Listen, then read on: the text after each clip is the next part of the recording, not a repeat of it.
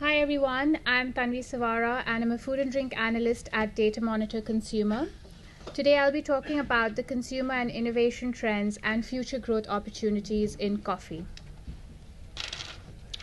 So to begin with, the agenda for today will be as follows. First, I'll give you a brief overview of Datamonitor, who we are and what we do, for those of you who might not be aware. I'll then move on to talk about the key consumer preferences for coffee, and this is undermined by our in-house consumer survey data. I'll then move on to talk about the 5 most important sub-trends influencing the coffee industry today. Next, I'll move on to an area that I think has great potential for future growth, and that's coffee fruit. And finally, I'll summarize the key highlights of the presentation. So at Datamonitor, our research focuses on 3 main areas: consumer insight, innovation tracking, and market assessment. Our consumer insight is based on our in-house consumer survey, which is conducted across 24 markets globally and has a representative sample of over 25,000 consumers. Our innovation tracking tool uncovers new trends in products and packaging innovation across the globe. And finally, our market assessment analysis uncovers key market growth opportunities in the FMCG sector. For the purpose of today's presentation, I'll be drawing upon our consumer insight and innovation tracking by highlighting key consumer trends and product innovation examples in coffee. I'm now going to take you through the key consumer preferences for coffee. So in our survey, we have asked consumers about the most influential factors when choosing hot drinks, including coffee. And the table on the slide shows the results for a selection of countries, along with a global average of 20 countries. It is interesting to note that in emerging countries such as Brazil and China, price is a secondary concern, whereas health is of paramount importance. And contrary to this, in Germany, health is a secondary factor when deciding consumer preferences for coffee.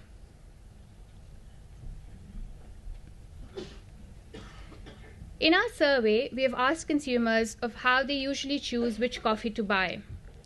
And while 44% have a clear idea of what brand they want to buy before they enter the store, a majority haven't made up their mind.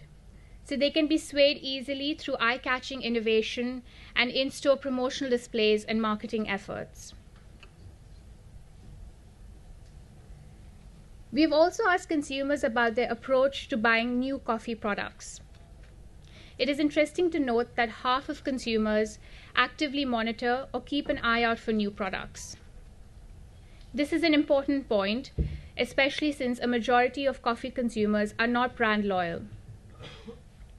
And thus, it provides opportunities to grab their attention with the right innovation which aligns closely with their needs.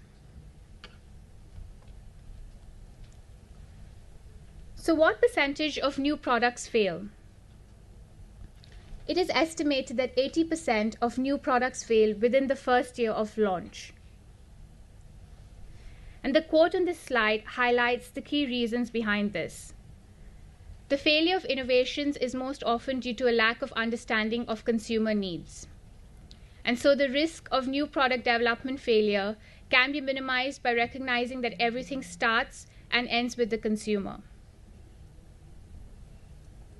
I'm now going to talk about the 5 most important sub-trends affecting the coffee industry today, how these are impacting consumer behavior and product innovation. So at Datamonitor, we have identified 8 key megatrends that influence and shape consumer behavior and product innovation. These 8 megatrends can be further divided into 40 sub-trends. And if you'd like to know more about this, please do get in touch with me after the presentation. For the purpose of the presentation today, I'll be focusing on the 5 most important sub-trends out of these 40. So these sub-trends are cocooning, sensory fusion, made for me, on the go, and weight management. So to begin with, I'll talk about the most influential consumer trend in the coffee segment, and that's cocooning. And this is about creating experiences that bring traditional out-of-home experiences into the comfort of the home. So why is this important? Because people are doing a lot more from their home and doing so with added sophistication. So how can coffee manufacturers capitalize on this trend? By replicating the cafe experience at home.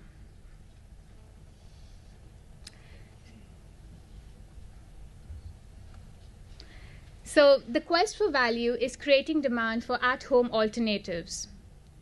So following the economic recession, consumers are a lot more price and value conscious. And this is illustrated by our consumer survey data, which shows that 66% are making an effort to save more money following the economic downturn. Interestingly, nearly half of consumers are willing to give up some of their favorite brands in order to save money. This is a point of concern for coffee manufacturers, and by aligning with the trends highlighted in this presentation, you can prevent your consumers from switching to cheaper alternatives. So while consumers are looking for cheaper alternatives to products that are typically available at cafes and on the on-trade, they're not willing to compromise on quality. And this quote by David Rogers, who's the Home Sales and Marketing Director for Lavazza Coffee UK, highlights just this.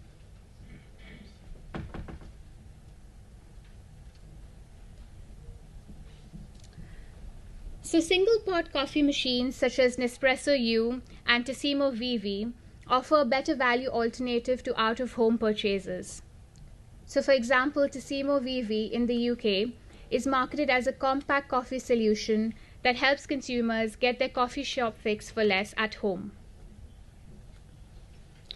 We're seeing a lot of food service brands that are trying to capitalize on the shift in consumer behavior and capturing the segment of consumers who are eating out much lesser today. So for example, Starbucks has launched its Verismo system by trying to capitalize on the popularity of single pot coffee machines. It is pretty common for food service brands to launch seasonal flavors that coincide with a specific time of the year or a certain holiday, such as Christmas or Thanksgiving. And Dunkin' Donuts in the US has tried to replicate this consumption experience with the launch of its ground pumpkin coffee. So this product essentially encourages consumers to bring home the best flavor of the season. And finally, Costa Coffee in the UK has launched capsules that are compatible with Tessimo branded single pot coffee machines, such as the product I highlighted in the previous slide. So here is a really interesting example of a product that has successfully capitalized on the cocooning sub-trend. Kenco Millicano combines finely milled whole bean coffee with freeze-dried instant coffee to create a fuller and a richer flavor. And the whole coffee shop culture is driving demand for more premium tasting coffee at home. The product has been really successful since its launch, with sales growing by £3.3 million over a year. Following the success of this product, it has introduced a number of brand extensions, including decaf variants and single-serve refills. I'm now going to take you through the sensory fusion trend. And this is about the pursuit of exciting and novel sensory experiences that combine taste, texture, smell, sound, and/or shapes. So why is this trend important today? To meet the growing consumer demand for more sensually engaging products. How can coffee manufacturers align with this trend? By maximizing sensory appeal through exotic flavor blends and converging with other product categories. So for example, coffee and carbonated soft drinks. New product opportunities are spurred by consumers' willingness to experiment. In fact, 60% of consumers globally find new and exotic flavors in food and drink products to be somewhat or highly appealing. So such flavors create a strong platform for innovation on a global scale. Flavor innovation also offers a route to capture half of consumers who claim to keep an eye out or actively monitor innovation in coffee. So on this slide, we have some interesting examples of flavor innovation in coffee. We're seeing a lot of dessert-inspired flavors permeating through beverages today. This includes the coffee space as well. So from Estonia, we have a creme brulee flavored coffee, which claims to have a velvety custard taste with subtle hints of chocolate and caramel. And from the UK, we have Iono fruit flavored coffee, which is essentially made by infusing coffee beans with organic fruit juice, and it claims to be the world's first fruit coffee. So the product highlighted here is a pineapple flavored coffee. We're also seeing a lot of cross-category migration between coffee and other beverages today. So from the UK, we have Cherizena Colombian coffee, which is a cider apple flavored coffee. Again, the launch of this product shows the extent to which the boundaries between non-alcoholic and alcoholic drinks are becoming increasingly blurred today.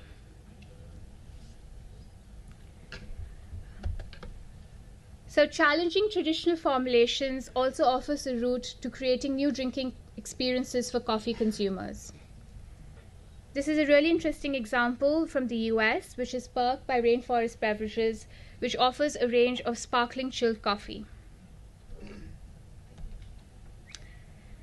And finally, Coco Cafe in the US has been launched to again capitalize on the popularity of coconut water drinks. And so it's a coffee-inspired coconut water product, which contains a shot of espresso, some milk, and of course natural coconut water. So typically, fizzy drinks are associated with the summer and hotter climates, but this is moving and evolving, and we're seeing a lot of carbonated drinks that are getting more of an all-year-round appeal, as we can see with the launch of Canada Dry's hot ginger ale in Japan. So this product claims to be the world's first hot carbonated drink and was made following extensive research into combining heat and bubbles in a can.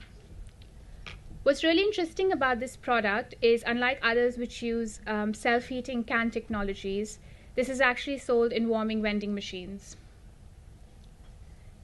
The launch of this product not only highlights a potential emergence of a new beverage category and opportunities for carbonated drinks to enhance appeal, but it also shows the potential to erode the market share of the hot drink segment, including coffee. I'm now going to talk about the Made for Me trend. And this is about innovation that is centered around customizing the consumption experience. Individualistic consumers are being encouraged to express and act upon their opinions and beliefs by making identity-related purchases. So how can coffee manufacturers capitalize on this? Through new technologies such as single-cup coffee makers and flavored syrups to allow for a new level of flavor customization. So individualistic consumers are drawn towards making identity-related purchases. In fact, nearly 3/4 of consumers globally say that individuality and being able to express themselves is important or very important to them.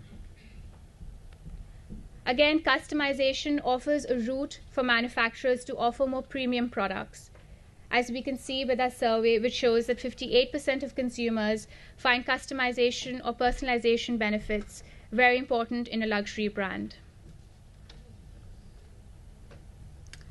So can anyone from the audience tell me the number of ways in which you can customize a drink at Starbucks?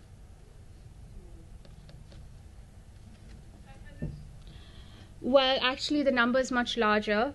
There are 170,000 ways to customize a drink at Starbucks. And this visual illustrates the various permutation and combinations in which this number is achieved.